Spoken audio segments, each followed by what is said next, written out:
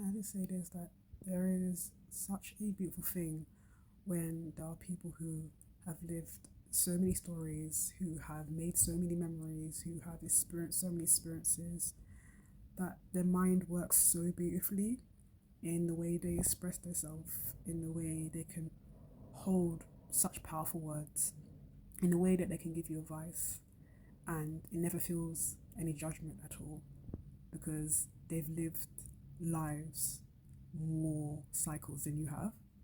And I don't even mean by like people who are older, I mean that people who know how to feel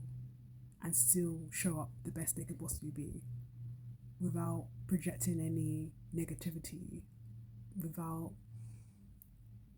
basically being a tortured soul. And it's so funny how when you're trying to be vulnerable and people see that as weak,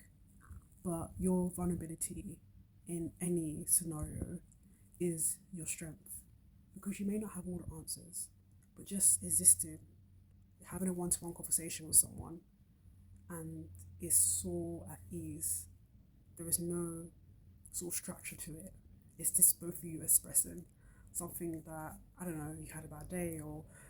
a traumatic experience or just wanting advice from someone, and it never feels to be or feels that you are a burden to someone.